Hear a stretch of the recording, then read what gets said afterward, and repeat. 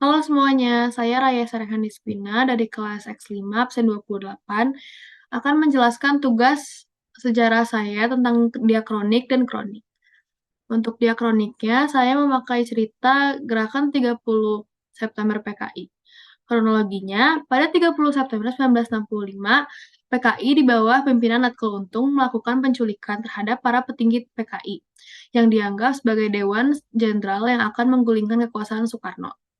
Penculikan ini dilanjutkan dengan pembunuhan para jenderal yang menolak mengakui akan melakukan pemberontakan. Jasad para jenderal TNI AD dimasukkan ke lubang sumur tua di kawasan Pondok Gede, Jakarta atau Lubang Buaya. Pemberontakan Gerakan 30 SPKI menyebar ke berbagai wilayah seperti Jawa dan Yogyakarta. Pada 1 Oktober 1965, Cakrabirawa di bawah pimpinan Maijen Soeharto dikerahkan guna menguasai RRI dan telekomunikasi, guna menyebarkan kabar Presiden Soekarno dan Ahmad Nasution dalam keadaan selamat. Pada 2 Oktober 1965, operasi berlanjut ke kawasan Halim Perdana Kusuma, tempat PKI mundur dari kawasan Monas. Atas petunjuk polisi Sukitban yang lolos dari pembunuhan PKI, pemerintah menemukan tempat jenazah para perwira TNI di lubang sumur tua atau Lubang Buaya di kawasan Pondok Gede, Jakarta. Pada 4 Oktober 1965, dilakukan pengangkatan jenazah para petinggi TNI, dan keesokan harinya dimakamkan di Taman Makam Pahlawan Kalibata, Jakarta. Lalu yang kedua ada kroniknya. Untuk kroniknya, saya memakai cerita perjalanan Ising dari Cina ke Sriwijaya. Berkat beasiswa dari seorang dermawan bernama Fong, Ising memutuskan untuk mengunjungi Nalanda, pusat pendidikan agama Buddha di India saat itu. Ia mengembara dari Guangzhou dengan menumpang kapal dagang dan singgah di Sriwijaya.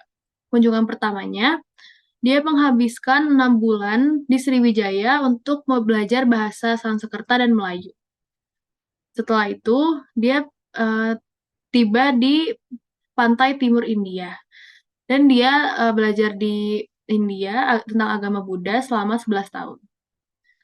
Pada 687 Masehi, Ising kembali singgah di kerajaan Sriwijaya ketika akan kembali ke Cina. Saat itu, Palembang telah menjadi pusat penyebaran agama Buddha, dan Ising tinggal selama 2 tahun untuk menerjemahkan kitab suci Buddha dari bahasa Sanskerta ke bahasa Mandarin. Pada 689 Masehi, Ising kembali ke Guangzhou untuk mendapatkan tinta dan kertas yang belum dimiliki Sriwijaya. Masih di tahun yang sama, ia kembali ke Sriwijaya dan tinggal di Indonesia selama hingga 695 Masehi. Setelah 25 tahun perjalanannya, Ising diperkirakan telah menerjemahkan 400 teks Buddha yang kemudian dibawa kembali ke Cina.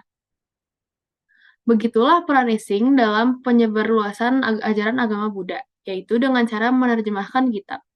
Ising juga membuat catatan yang menggambarkan petualangannya dari Cina ke Sriwijaya hingga akhirnya sampai di India. Lalu di bawah ini ada catatan Ising tentang Indonesia. Sekian presentasi dari saya, terima kasih.